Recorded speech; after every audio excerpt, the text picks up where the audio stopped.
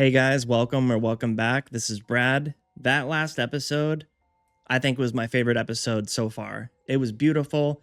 It was much needed for us to get some Gemma backstory here. We get to go through her and Mark's relationship. We get these beautifully filmed flashbacks and memories that Gemma and Mark are both having. Finally get to see what's on the testing floor. I wasn't expecting it this episode. I thought that was something that's going to come right at the end, and then we'd get left on an insane cliffhanger, not really knowing what's going down there. So we got a lot of answers, but we also got served way more questions than I was expecting. There's just so much going down there, and I feel like there's still so much more to learn. This is basically the first time that we get Gemma. You know, we've seen Miss Casey, obviously, but the only other thing that we've gotten was essentially Mark's narration of who Gemma is. We see her briefly in his reintegration flashbacks, and just occasionally through his point of view. So getting an episode with Deitch and Lockman crafting this character so beautifully was so much needed. Beautiful on all fronts, honestly. Like I said, best episode so far for me. So we got a backstory of Mark and Gemma's relationship. I mean, they only had so much time to crunch 5 years of a relationship into, but it really helped us to kind of get a feel and dynamic for what their relationship was like. Some of the struggles that they faced up to the point where Gemma was effectively kind of plucked away from Mark by Lumen. But we get the really interesting format where it splits up these timelines and it bounces back and forth between Mark and Gemma on the testing floor. But overall, great episode. I have a lot to say about it. I kind of changed up how I wanted to do this video. So I split it between the timelines and I go over them individually. I go over Mark and Gemma's relationship, then I go over Gemma on the testing floor. I felt like that was a better way to do it. I talked briefly about Mark, Devin, and Ragabi. They didn't have a huge presence in this episode. This was more of the Gemma episode, but I do cover that and what I think about Cold Harbor and some other things that happened. But without further ado, let's jump in. Okay, so we kick this episode off following Gemma into a blood drive at Gans College, where she sits down next to Mark. Immediately, they're being very flirty, and there's a sense of instant chemistry with these two.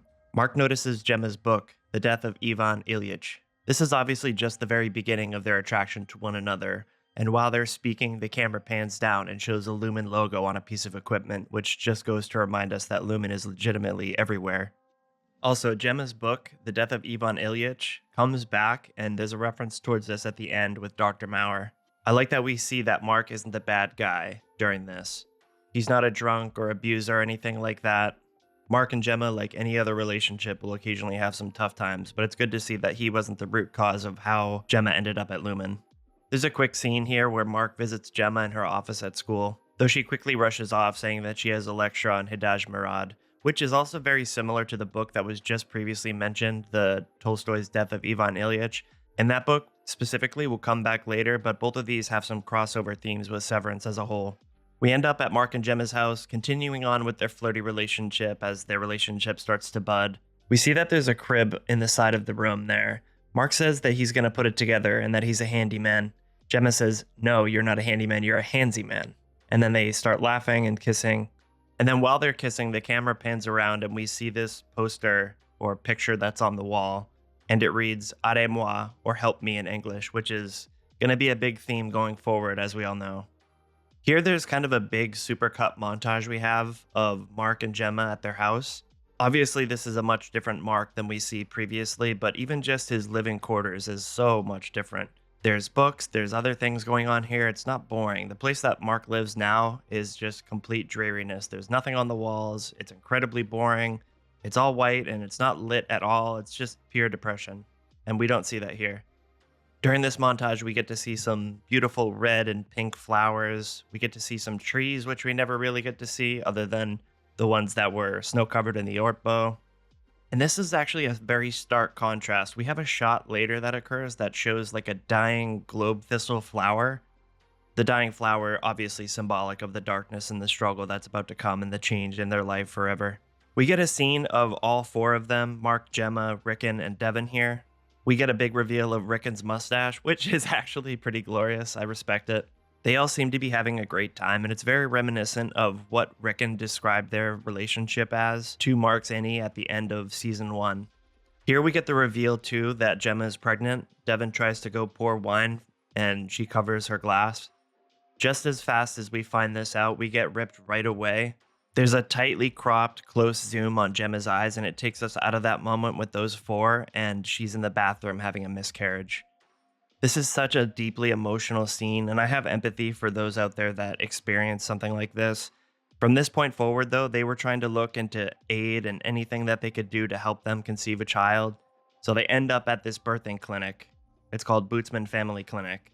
And while Gemma's in, we're going to see a very familiar face that we see here on the left side. It's Dr. Maurer getting a glance at Gemma. He's obviously going to be playing a massive part on the testing floor with Gemma, but for right now, it's almost like he's kind of scouting them out when he sees them here at this clinic, and we know that he's extremely tied in with Lumen. Gemma signing this form is effectively going to be the catalyst for what happens next, unknowingly. We also see her signing her name here with her right hand, which will kind of come back later when we see her on the testing floor. Also, one quick thing that's kind of strange. While Gemma and Mark are in the clinic, the camera kind of looks down at the floor and she sees a child coloring. And then when we pan back later towards the end of this scene, she's no longer there. So I don't know if this has any relation to what Dr. Maurer says towards the end of the episode, or if this is just her envisioning them having a child during their struggles here. We get the name drop of this episode here, Chikhai Bardo. We see the O&D cards of the guy seemingly fighting somebody else, but what we learn is it's actually a guy fighting himself, effectively killing off his psyche or ego death. We know Gemma got this in the mail. She got these as well as some other things, some sort of like a drawing thing that she's doing. Mark isn't really impressed with it. He doesn't like it. He's wondering why she's even bothering with it, and then they end up having a little bit of a fight here. It's pretty clear that Lumen got her information from her filling out the form at the clinic, which they mention here. Without them knowing, them just trying to seek assistance to help them get pregnant and conceive is effectively what's going to get Gemma ripped away to the testing floor. We can see that their relationship is starting to take a turn for the worse. They're really kind of struggling here. Understandably so after the miscarriage, though. That's going to put a strain on any relationship. Which here, as I mentioned earlier, is where we see that decaying flower, which is kind of symbolizing them having a troubling time. And they're not in that honeymoon phase anymore like we saw towards the beginning of the episode. You can tell at this point, though, Gemma kind of wants to try anything that's going to help them conceive. I don't know if we're getting all the information or if she's gone behind Mark's back to try to get more involved with Lumen than we might think she is at a surface level, but she clearly wants to try whatever she can. And when I say that, I don't mean with Severance. She's just seeking out alternative routes to help them conceive, and we know that Lumen's got their hand in everything, so they're going to be involved with whatever they do. Now we get to the scene where it's quote-unquote Gemma's death here. They were both planning to leave to go somewhere, but Mark seems to be wanting to stay back because he's got some work stuff to catch up on, so he lets Gemma leave alone. She says, "I love you." Mark doesn't say anything back. She leans back in, says, "I love you" again, and then he's like, "Oh, sorry, I love you." And this exact scene pretty much plays out with Gemma on the testing floor with Dr. Maurer, him being a little creepy asshole. And he pretty much does the exact same thing here, just with the roles reversed from the Christmas letter room. We'll get more into that when I go over the testing floor stuff, but damn, that guy is so creepy and weird. So Gemma ends up leaving alone. After some time passes, Mark sees that there's some cars pulling up to his house. He gets up, looks out the window, goes towards his door, and the police are at his front door. He just kind of stays there, frozen with fear, knowing what probably has gone down. So thing with this is, I don't think she willingly went to Lumen or anything like that. I don't think the car accident happened at all. I think this was completely staged abduction. I'd honestly go as far to say that maybe even Lumen has Mark's house bugged in some way, because in order for this to have been pulled off so smoothly and so quickly, the fact that they could just do it immediately that night, I think when they say Lumen is listening, I think they really are on a deeper level than we might actually believe in.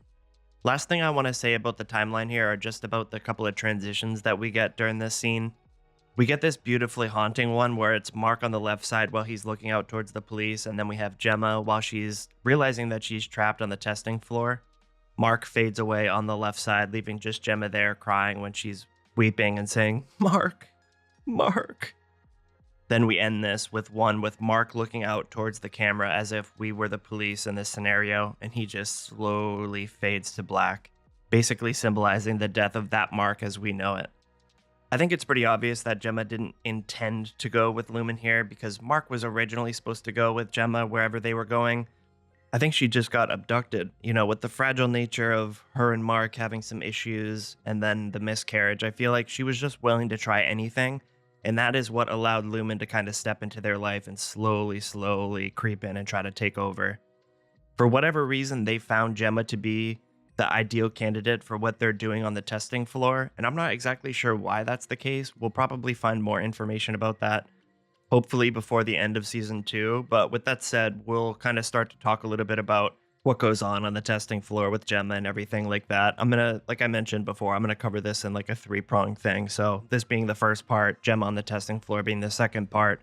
And then I'll have the happenings with Mark, Devin, and Ragabi, as well as the post-show discussion that I typically do and talk about. Gemma on the testing floor starts off with the nurse asking her, "Where did you go?" Where we get this exact same thing to play out later, where Devin is asking Mark this while he's laying on his couch after going through the complete reintegration. So this is the reveal that we get, that this is the person who was whistling the wreck of the Edmund Fitzgerald at the beginning of episode 5, and that's Dr. Maurer here. The basis of the testing floor is basically each room down here correlates to one of the files that MDR was working on. Essentially, each room that they're ultimately refining is resulting in this room and environment that they're making to use as testing purposes on Gemma. At the start here, we see Gemma open up her first wardrobe choice, which is this red outfit, and immediately she goes, fuck, because she knows exactly what this means. And we get to see her first innie, which is essentially only always experiencing the dentist. What we'll end up finding out is that Gemma has an outfit for each room specifically. So it creates an entire aesthetic for what she wears, what she's experiencing, and what the room is all about. There's 6 different rooms that Gemma goes in this episode, and they all correlate to something entirely different. So the ones that we see are, like I mentioned before at the beginning, is the dentist, which she's clearly terrified of the dentist. Another room that Gemma experiences is this Christmas scene. She's in here and she's only writing thank you notes. And as Mark mentioned previously, Gemma hates writing thank you notes. During this scene too, for whatever reason, Gemma's writing with her left hand. I don't know if she was just so exhausted that she had to switch hands, but she mentions later that she had pain in her left hand. So I'm not sure why she's only writing with her left hand, but that definitely explains why the penmanship is so terrible. And we also know Gemma's right-handed too, because when she's filling out the form in the birthing clinic, she's filling out the form with her right hand.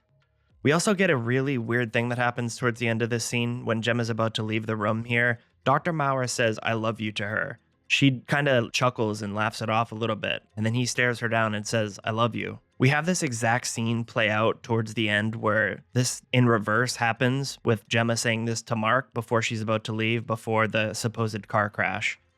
After this, we get a 1,000-yard stare from Dr. Maurer here. It's pretty clear that he has some strange, odd obsession with Gemma, and he really likes her. But she couldn't give a shit about him, even in her innie forms. The way that Gemma gets into these rooms too is with a hand scan and a blood draw. Now in terms of the different versions that we get of Gemma's severed beings, this is the one that kind of struck me as the strangest. So she goes through this door and immediately she's on a plane experiencing extreme turbulence. It's obviously very uncomfortable and she's shaken up and the plane is bouncing around and there's like a plate of food that just looks like a mess because of how much turbulence there is. But this is really odd to me that they managed to create this sort of environment where they're literally seemingly on a plane. I'm sure other people made this connection too, but with them being able to construct this entire plane situation, it made me really question whether or not the Ortbo was even a real thing or if it was just the simulation by Lumen. Gemma notices that there's one room that she hasn't been in, and now it has a label on it, and it's called Cold Harbor. She asks Dr. Maurer about this. He just says Cold Harbor. She asks about what happens in there, and Dr. Maurer just stares at her and says, "You will see the world again, and the world will see you." And then she finally lights up for the first time and asks him, "So I'll see Mark?" And then he says, "Mark will benefit from the world you're siring," which is a very Lumen way of kind of saying that she's helping usher in a big change. You know, Mark working on Cold Harbor, which was mentioned previously by Drummond that it's going to be the biggest thing effectively that the world has ever seen. So whatever they're working on in tandem with Cold Harbor and testing things on Gemma, that's Lumen's ultimate goal. And I really do think that it's just like a self-severing severance chip that will detect when you're going through emotional distress or hardship or something, and it will automatically sever the person depending upon what's going on in their life that's causing this distress. Gemma is regularly getting these little different exams while she's on the testing floor. At one point, she seemingly gets this lie detector test, which is kind of reminiscent of this weird thing that Scientology does called an electropsychometer. She's holding these two things, and we can visually see this reading depending upon her answer to the questions that the nurse is asking her. Obviously, the question that stands out the most is the nurse asking Gemma, if caught in a mudslide, would you be more afraid of suffocating or drowning? Gemma says drowning. I feel like this is the biggest hint that we've gotten in the entire episode, where this has something to do with what's behind that Cold Harbor door. What exactly it is, I don't know, but I think that it definitely has something to do with death, and drowning is probably involved in that, because they say that what lies behind Cold Harbor and the completion of Cold Harbor is essentially the end of Gemma. And this plays right into that idea of the all-encompassing severance chip. Effectively, if you're experiencing death or near-death scenarios and the trauma and troubles that leads up to that, you'll be severed. So you won't be experiencing that, but it'll create a new innie for that environment in particular. Dr. Maurer also regularly does exams with Gemma. He asks her about how she feels and asks what happened in the rooms and do you remember anything? She says she remembers nothing, though she does feel the residual pain depending upon the room. Like, for instance, she says that her mouth hurts after the dentist, and then after spending so much time writing the thank you notes, she says that her hand hurts. So she can obviously feel the residual pain of the exams, but she does not remember exactly what happened during her time in those rooms. Towards the end of this timeline with Gemma on the testing floor here, she seems to be just in this room waiting for Dr. Maurer to come in and do another exam. While in here, though, we have this devastating scene where he is just straight up lying to Gemma. He says that Mark has a new life, essentially, that he's gotten remarried and he has a daughter. Obviously, we know that this is not true, and I don't think Gemma really believes him either, but it's so depressing to hear that because she's none the wiser being down there and being trapped.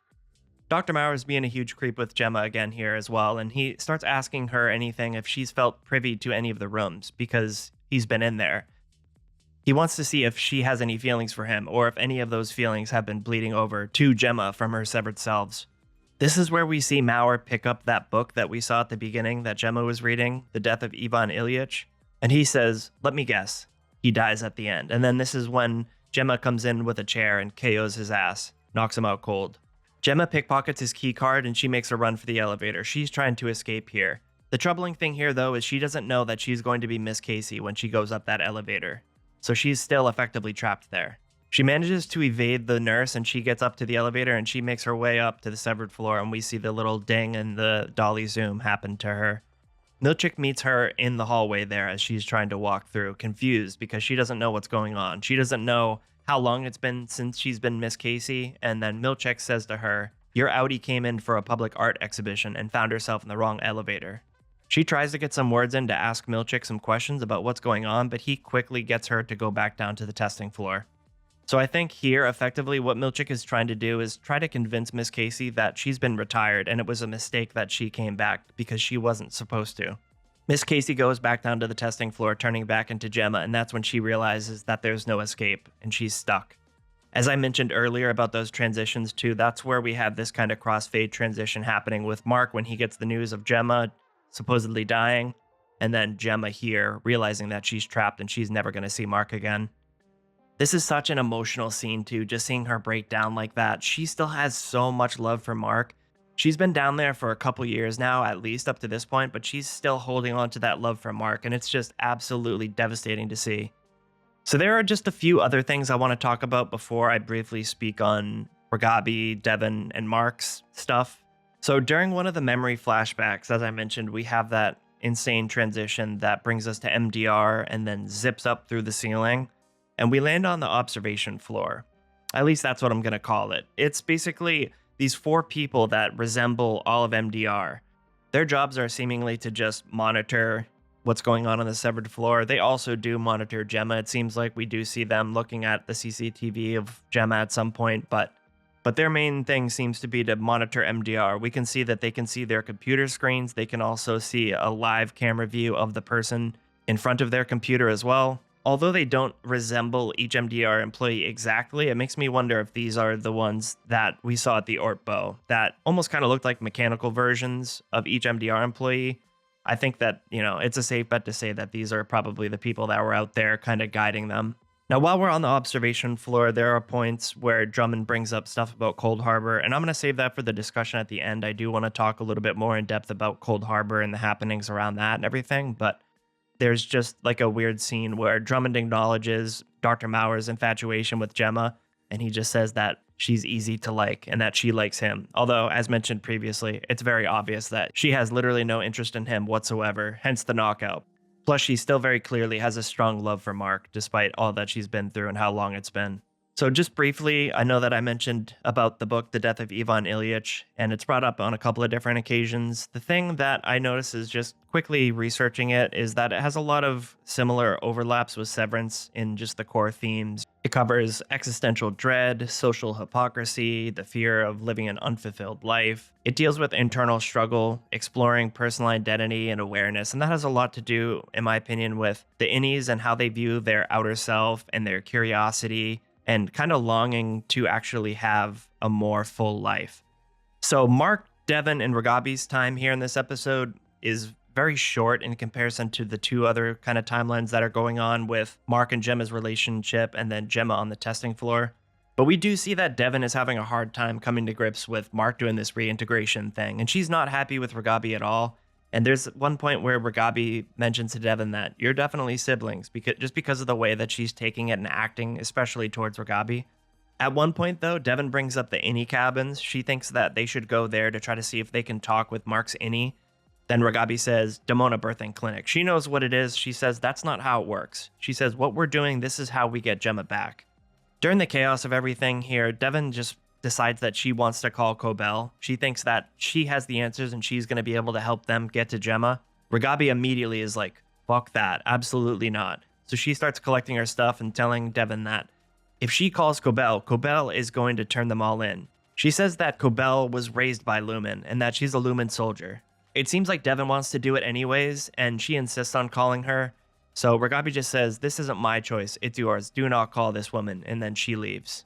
We have a transition after that happens, and it pulls them back in, and that's when it starts to go into another flashback. But we do catch up with Mark and Devon later, and we get to see from Mark's perspective through his eyes a blurry-eyed view of Devon. He's back from his journeying, and he realizes everything that just happened. He just went on a giant nostalgia trip, recalling a lot of his memories from his past with Gemma. First, I want to say Jessica Lee Gagne, the DP for Severance, she directed this episode, absolutely killed it. When I was watching the flashbacks, it seemed very nostalgic, and at first I didn't know if it was filmed on film. And I listened to the official Severance podcast yesterday, and she does say to Ben Stiller that it was indeed filmed on film, which that's awesome. She said that she doesn't like the artificial noise and grain that would be added in if they filmed it digitally, so I think that's a cool touch. It looks beautiful. It really does evoke some nostalgia and just like a sense of longing, and it played super well into that. Also, her choices for a lot of these really artistic transitions the execution was just so great. It wasn't like over the top or, too many or anything like that. They were super well done. They were interesting. They just looked incredible. And I'm sure this is probably everybody's favorite one where it just like zooms up through MDR's ceiling and goes through the wire. Like that was just unbelievable. I love that one. And then the couple that we get at the end of Mark fading away from Gemma, Mark being on the left side, Gemma on the right. That was beautiful. It was extremely emotional and sad. And then the one where Mark's getting the news of Gemma and he just starts to fade to black and just symbolizing the complete deterioration and death of that Mark as we know it forever. So I kind of want to talk about Cold Harbor here for a second. So I mentioned earlier that Drummond says while he's on the observation floor that Mark's at 96% on Cold Harbor. And we know that Mark is pretty much entirely reintegrated now. So there's a high chance that he just decides he doesn't want to do anything on Cold Harbor anymore. He's going to focus his energy on trying to find Gemma and get to the testing floor.